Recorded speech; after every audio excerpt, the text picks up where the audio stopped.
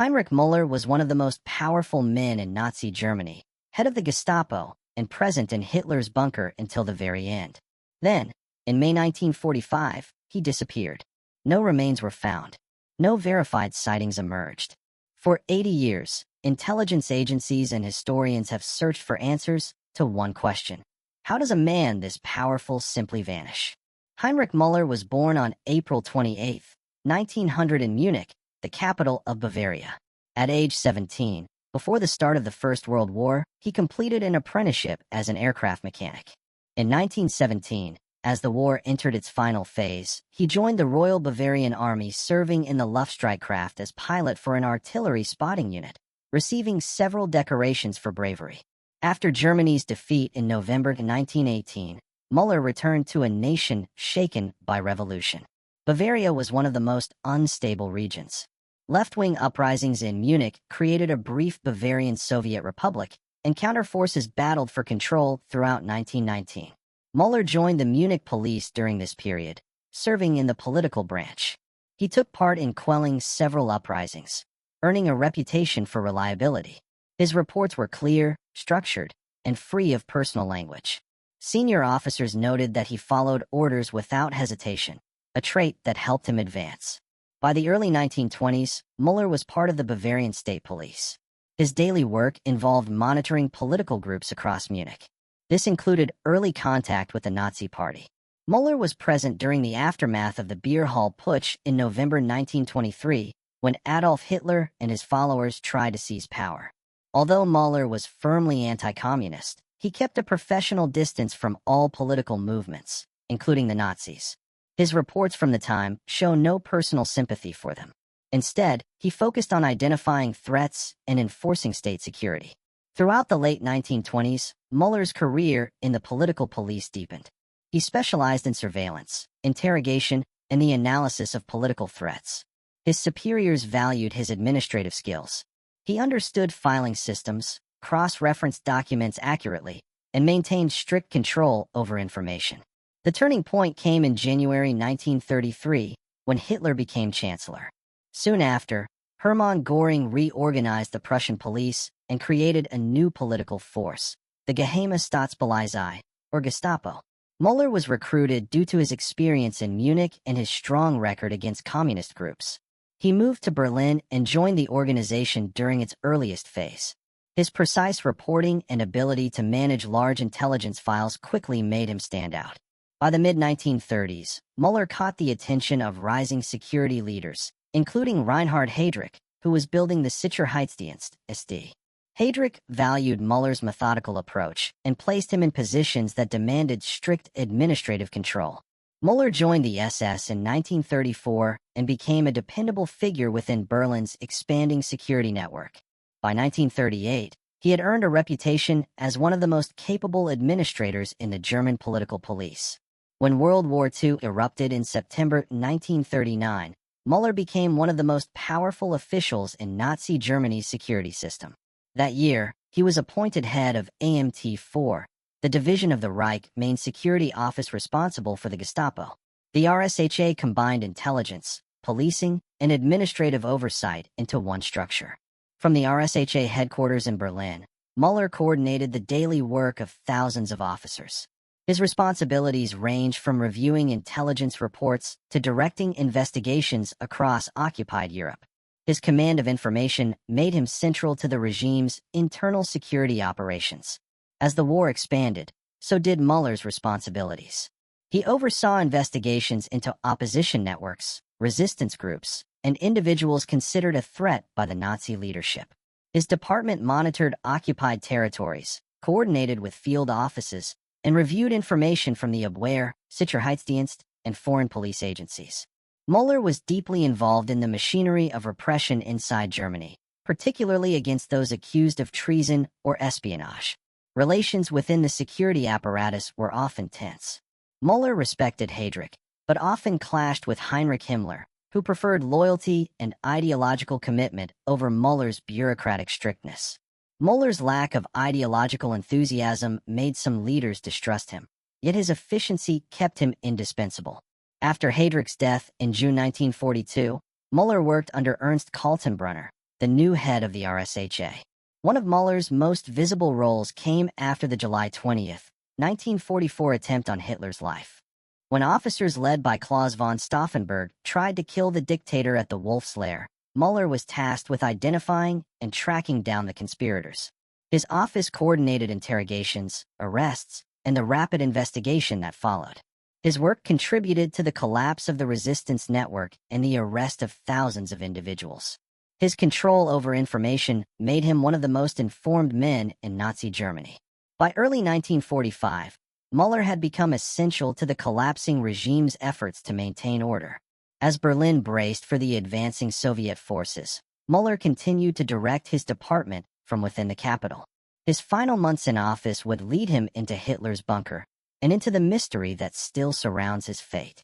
By April 1945, Berlin was collapsing under the weight of the Soviet advance.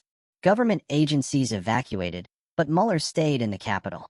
As head of the Gestapo, he believed his place was near the center of power. In mid-April, he moved into the Führer bunker complex beneath the Reich Chancellery.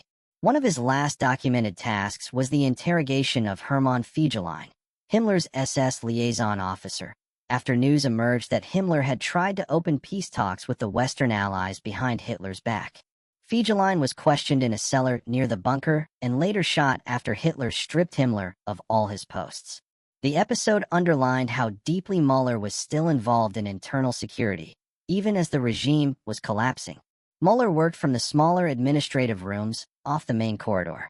His role in the bunker focused on internal security, intelligence updates, and protection of sensitive records.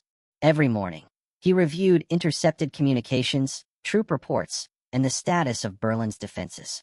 Hitler's secretary Traudl Junge later recalled seeing Müller on April 22 and noted that he had effectively taken over some of Ernst Kaltenbrunner's duties as head of the RSHA. Junge and bunker telephone operator Rokas Misch both remembered seeing Müller again on April 30, the day Hitler took his own life. During these days, Müller had frequent contact with Wilhelm Mohnke, who served as the bunker's military commander. Müller also interacted with Martin Bormann, who relied on him for security assessments.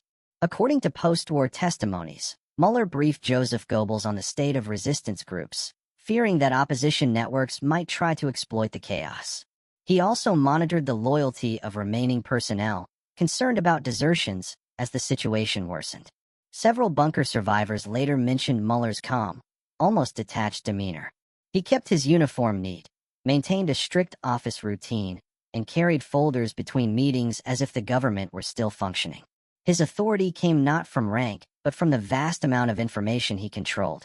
In a system built on secrecy, Müller understood the scale of what he knew and the danger it posed after the war. The last reliable sighting of Müller occurred on May 1, 1945. Witnesses placed him still inside the bunker complex that afternoon. After that point, accounts diverge. Some state he left toward the Reich Chancellery Gardens.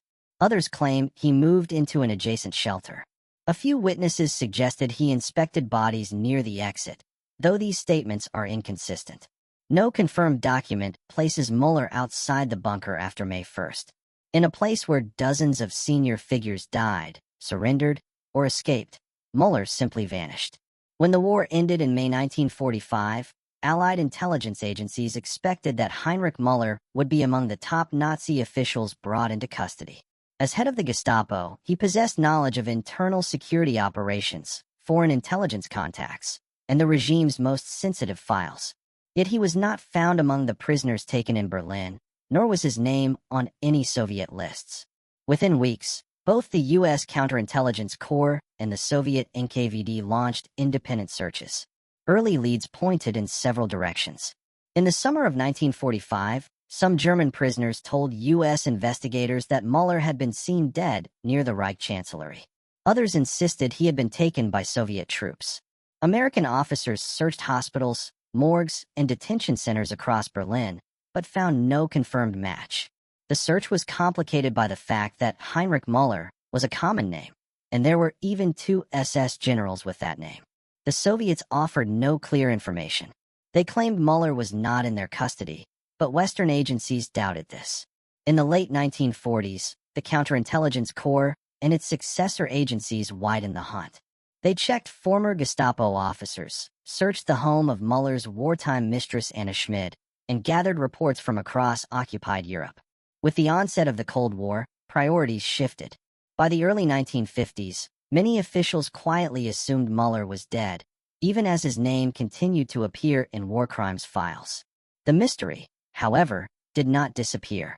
Former SS officer Walter Schellenberg later claimed Müller had defected to the Soviet Union and been seen in Moscow in 1948, though he offered no verifiable details. During the 1960s, new rumors surfaced. The capture of Adolf Eichmann in 1960 renewed interest, and Eichmann told his Israeli interrogators he believed Müller was still alive. In 1961, Polish defector Michael Goleniewski reported that Soviet superiors had told him Müller had been picked up and taken to Moscow around 1950 to 1952, but U.S. investigators were unable to confirm his story. West German authorities also pursued more concrete leads. They investigated reports that Müller's body had been found and buried shortly after the fall of Berlin. One account came from Walter Lüders, who said he had helped bury an SS general's body with Heinrich Müller's papers in a grave at the Old Jewish Cemetery on Gross Hamburger Strasse. In 1963, a grave at that site was examined, but the remains were mixed and inconclusive. Later claims placed Müller in cities as far away as Czechoslovakia, Brazil, Paraguay, Argentina, and even Panama, where a man named Francis Willard Keith was briefly suspected of being Müller until fingerprint evidence cleared him. In 2001, the United States released the CIA's Müller file under the Freedom of Information Act. The documents showed that American agencies had searched for him for years, but never found a trace. The U.S. National Archives later concluded that the file was clear on one point. The CIA and its predecessors never made contact with Müller after the war. The report noted that there were strong indications but no proof that he died in Berlin, and equally strong indications but no proof that he might have been used by Soviet intelligence. Müller's disappearance stands out because he held one of the highest security positions in the Nazi state. In a city where thousands died and many escaped, he remains the one figure for whom there is no confirmed ending. His fate continues to challenge historians and intelligence experts alike. If you found this video insightful, watch Hans Kammler, the SS engineer who vanished after the war next. Like this video, subscribe, and hit the bell for more History Vault HD. Thanks for watching.